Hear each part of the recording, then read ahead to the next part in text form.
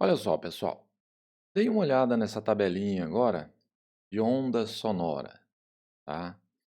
Perceba o seguinte, que o nosso ouvido, ele está numa faixa que vai de 20 Hz até 20 kHz, ou 20.000 Hz, tá? Essa faixa vermelha aqui, ó, é a faixa que um ouvido humano de boa qualidade vai estar captando, tá? Com o passar dos anos, essa faixa de audição vai sendo reduzida, ou seja, ele passa a não ouvir nem sons com frequências baixas, nem sons com frequências muito altas. Cada vez vai diminuindo mais.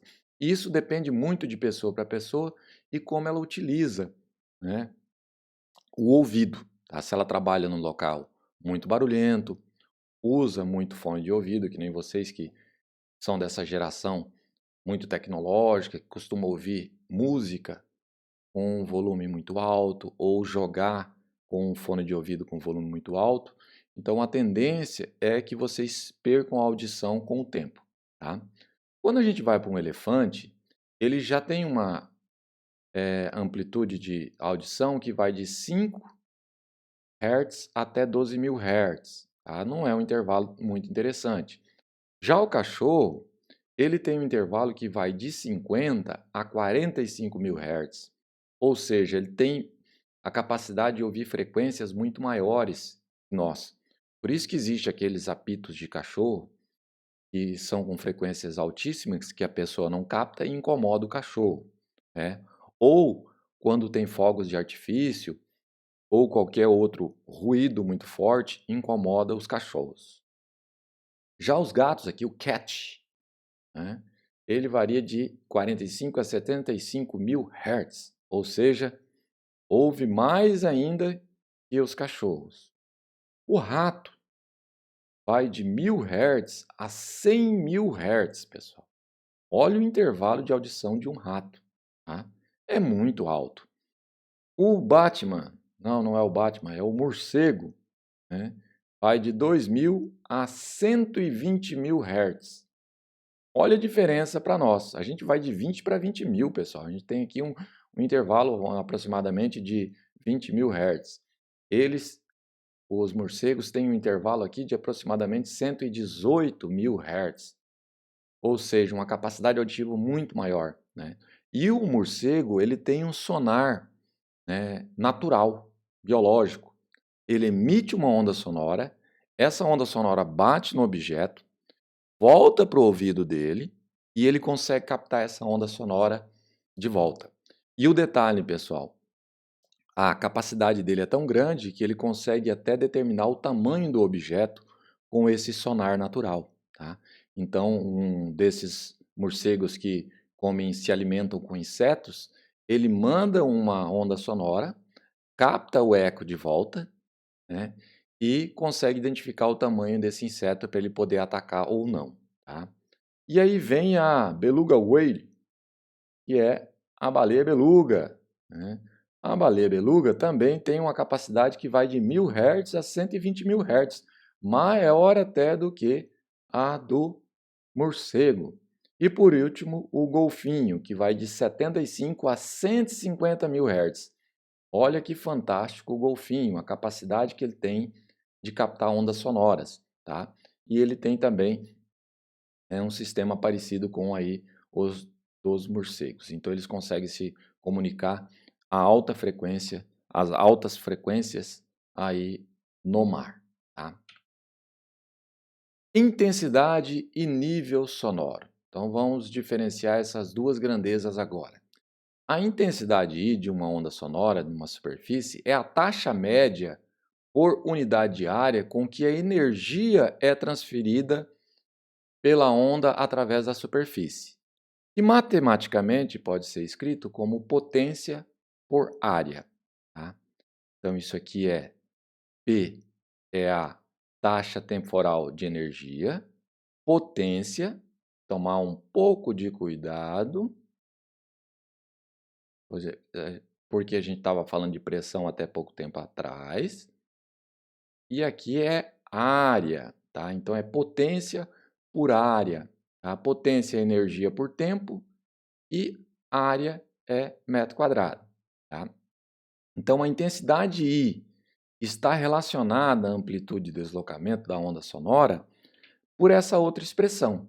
A intensidade também pode ser escrito como meio de ρ, que é a massa específica do meio, V é a velocidade, ômega quadrado, que é a frequência angular ao quadrado, vezes a amplitude de deslocamento máxima ao quadrado, tá? Então, existe aí essas duas expressões para a gente calcular a intensidade sonora, que é a taxa de energia por unidade de área que chega numa determinada região. E a variação da intensidade com a distância, ela pode ser determinada também, porque naturalmente se você tem uma fonte, tá? Quanto mais próximo você está dessa fonte, tá? Deixa eu mudar a cor aqui, mais próximo você está da fonte, maior vai ser a intensidade por unidade de área. A partir do momento que você vai afastando da fonte, você vai reduzindo essa intensidade sonora, tá? Então, em algumas situações, podemos ignorar os ecos e supor que a fonte sonora é pontual e emite o som isotropicamente. Isso significa que tem a mesma intensidade para todas as direções, tá? Suponha que a energia mecânica das ondas sonoras seja conservada, enquanto que ela se espalha a partir de uma fonte, tá? Numa direção imaginária com um raio R, tá? Volumétrica, para todas as direções. Tá? Deste modo, a taxa de energia da fonte deve ser expressa, né, de uma forma esférica, tá? E a área ao redor da esfera vai ser 4πr². Então, a intensidade vai ser a potência sonora, a potência da fonte, dividido pela área, que é 4πr², que é a área de uma superfície esférica. Tá? Vamos fazer um exemplo para ilustrar isso aí. Tá? Vamos pegar aqui, esse é o exemplo 3. Tá? Tem os valores aqui para a gente não ter que ficar calculando isso. Tá? Então, uma centelha elétrica salta ao longo de uma linha reta de comprimento L 10 metros, então uma linha que vocês estão vendo aqui, emite um pulso sonoro que se propaga radialmente para fora, então ele se propaga para os lados, ó, radialmente para fora. A potência de emissão é de 1,6 vezes 10 a quarta watts. Perceba que a unidade medida, ó, é watts, que é a unidade de potência. 1,6 vezes 10 a quarta watt, ó, potência alta. Isso aqui é chamado de fonte linear de som. Tá? Qual a intensidade I do som quando o som, qual a intensidade I do som quando ele alcança uma distância radial de 12 metros a partir da centelha? Então, quando o raio é 12 metros, né, quanto que vale a intensidade sonora? Então, vamos lá. Então, a intensidade vai ser potência da fonte dividido por 4πr². Então, vai ficar 1,6 vezes 10 a quarta, dividido por 4π, vezes o raio, que é 12, ao quadrado.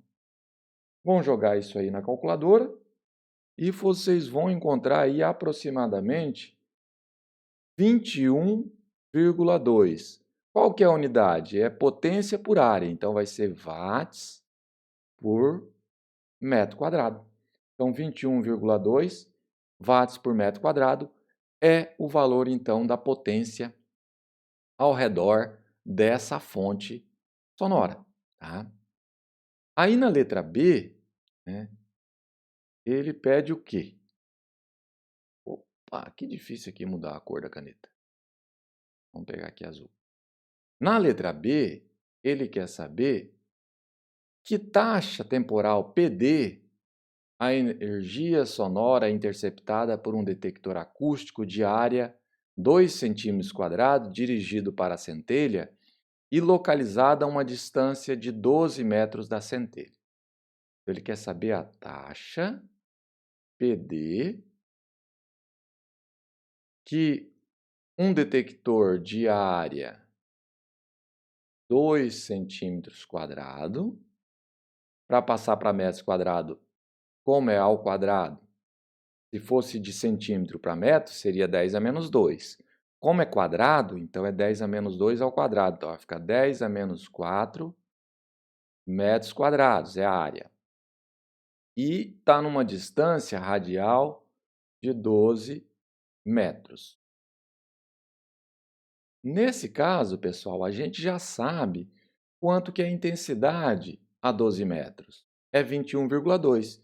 Então, eu posso escrever que a intensidade é a potência no detector dividido pela área.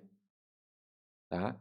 Como a intensidade a gente já calculou, então a gente pode colocar 21,2 é igual à potência que a gente quer calcular, dividido pela área, que é 2 vezes 10 a menos 4. Multiplica cruzado, a gente vai ter que a potência no detector vai ser 21,2 vezes 2 vezes 10 a menos 4. E isso aqui vai dar 42,4. 42,4 vezes 10 a menos 4 watts, tá? Ou, só para ficar mais charmoso, joga uma casa para cá, fica 10 a menos 3. Então, 4,2 miliwatts é a taxa com que a gente vai receber aí a onda sonora nesse detector. Beleza? Então, na próxima aula a gente continua falando sobre isso aí.